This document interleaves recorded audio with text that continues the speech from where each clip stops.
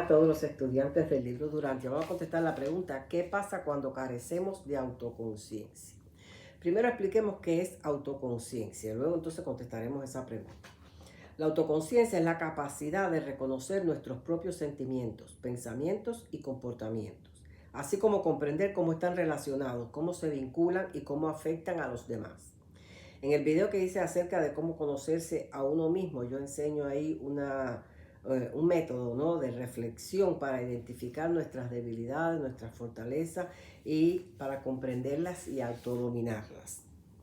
Debemos conocer siempre los límites que poseemos en cada situación de la vida. La vida es un proceso de autoconquista, autocomprensión y autodominio. La autoconciencia es estar consciente de uno mismo para aprender a escucharnos, aprender a comprendernos, aprender a perdonarnos ante aquellas cosas que no pudimos hacer con excelencia, pero que nos inspira, ¿ok?, a una nueva forma de proceder. Debemos siempre, en vez de juzgarnos tan duramente por los errores y gastar energía mental en esos errores y buscando alivios con ciertas atenuantes, debemos detener esos pensamientos de autojuicio y convertirnos en observadores de nosotros mismos, analizando y reflexionando en qué se esconde detrás de esa emoción, de esos sentimientos, de ese comportamiento. Okay. Entonces, al mismo tiempo debemos observar nuestras posibles decisiones y sus consecuencias en ciertas líneas de tiempo consecuencial, mirando todas las aristas que pudieran alcanzar a otros con nuestros actos. Porque las consecuencias de nuestros actos, aun cuando vaya dirigido a otros, siempre regresará a nosotros de alguna manera. Todo esto nos ayuda en la conciencia que socializamos en la comprensión del otro. Si la autoconciencia es conocerse a uno mismo, esto lo dice el libro, que se me olvidó poner aquí donde lo dice. Si la autoconciencia es conocerse a uno mismo, la conciencia es la capacidad de reconocer los sentimientos del otro, las preocupaciones del otro, la necesidad del otro, el bienestar del otro y despojarnos de todo egoísmo, ¿no? Y luego, comprendiendo todo esto, es que podemos llegar a amar al otro. Documento 1694 dice que la autoconciencia humana implica el reconocimiento de la realidad del yo, distintos del yo consciente, e implica ulterior que dicho reconocimiento es mutuo, que el yo sea conocido tal como él conoce. Nosotros podemos conocernos a nosotros mismos muy bien si nos esforzamos en conocer bien nuestro yo, para fortalecer las áreas débiles y darle un uso noble y altruista a las más fuertes, ¿no? Y nosotros por este medio podemos ir transformando y unificando nuestro ser. Pero aunque lo socialicemos con otras personas, jamás podremos transformar o unificar la personalidad de los demás.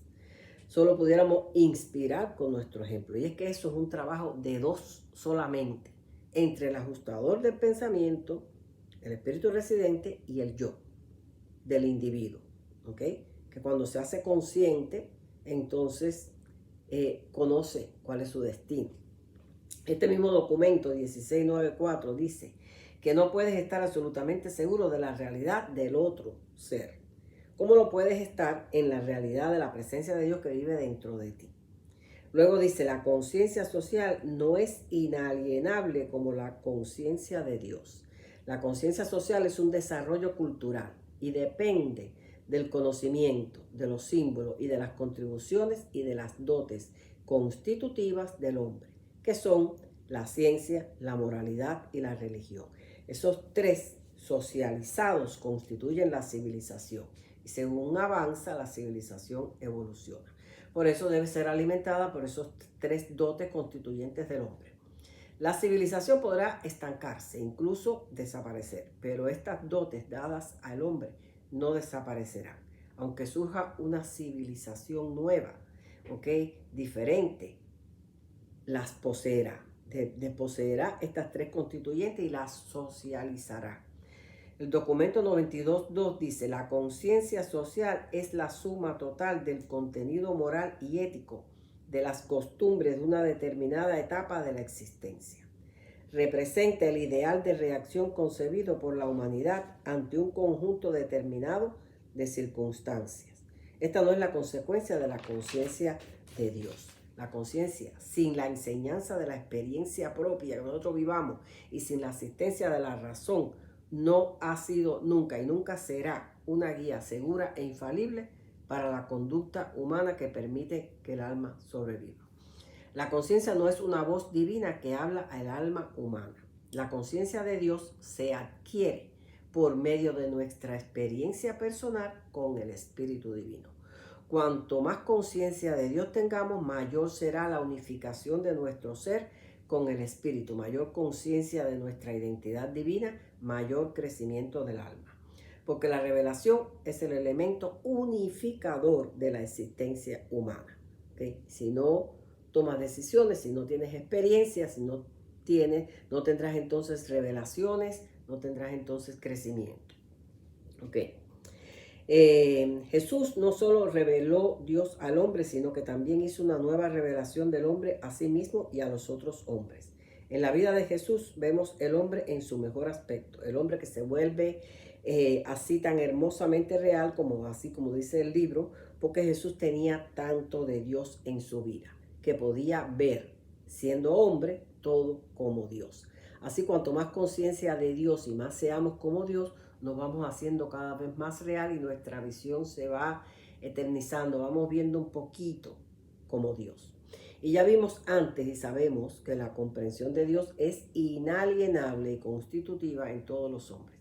Así que la autoconciencia es conocerse a uno mismo por medio de conocer a Dios y luego entonces comprender al otro. El párrafo 9 dice: solo el individuo que conoce a Dios puede amar a otra persona como se ama a sí mismo.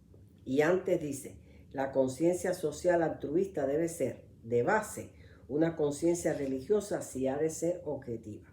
Y si no lo es, entonces es solo una abstracción filosófica puramente subjetiva y por tanto carente de amor. Del párrafo 9 en adelante dice, en la autoconciencia humana existen 4 comprensiones latentes e inherentes de la realidad universal. Número 1. La búsqueda del conocimiento y la lógica de la ciencia. Número 2. La búsqueda de los valores morales y el sentido del deber. Número 3. La búsqueda de los valores espirituales y la experiencia religiosa.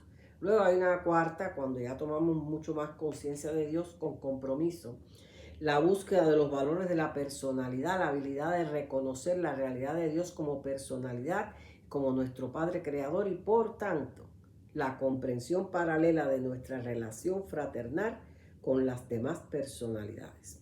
Este logro es posible porque el Padre nos ha incluido en el circuito universal de la personalidad que nos atrae a Él.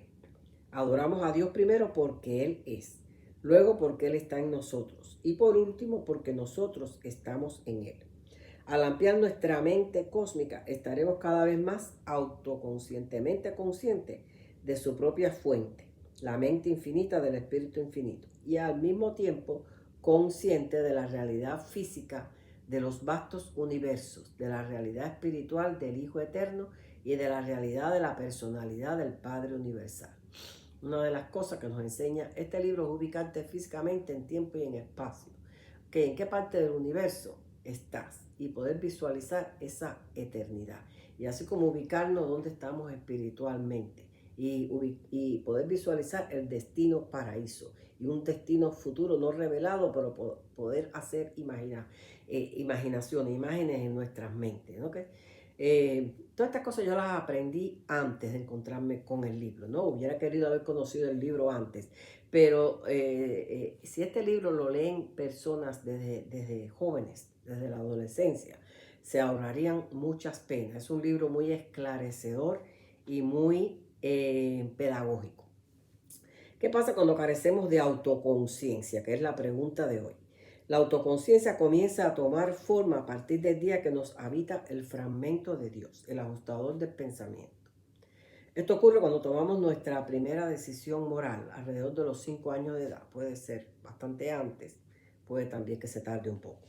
La comenzamos a identificar aunque el libro dice que en el tiempo que se escribió el libro dice un tiempo exacto, pero no creo que sea exactamente así. Quizás ya el tiempo ha cambiado, con el tiempo cambia, pero creo que no en todos es igual. Nosotros lo comenzamos a identificar con aquello que nos alegra o aquello que nos entristece o enfada.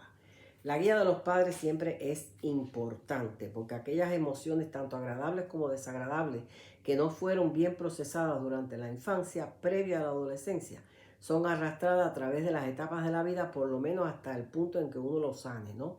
Incluso la primera infancia, que suele ser rebelde también. Algunos le llaman la etapa suicida o la etapa porque los niños, como no tienen conciencia del peligro, ni del peligro físico, ni del peligro mental, no tienen. Entonces, como que le dan rienda suelta a las emociones, a los sentimientos, pero también eso, aunque sea una edad de pequeño, tenemos que aprender a, a ayudar, ¿ok? A esos niños en su crecimiento, en su desarrollo. Porque si uno lo deja a que ellos reaccionen a todo con violencia, o los niños tienen esa tendencia al principio de dar golpes, de dar perretas, de dar maltratar a los otros niñitos. Entonces, todo eso hay que saberlo maniobrar con ellos para cambiarle esos sentimientos, enseñarle los buenos sentimientos, porque si uno lo deja, son tendencias psicópatas que cierran los canales del flujo de los buenos sentimientos que luego necesita el alma para crecer. Por eso es que vemos a veces niños ya más de 5 años que ya tienen un espíritu residente, que ya tienen comienza su desarrollo de conciencia y que matan animales, que son crueles, que son bullying, que maltratan a los otros. ¿Por qué? Porque no tuvieron antes de los 5 años una buena guía.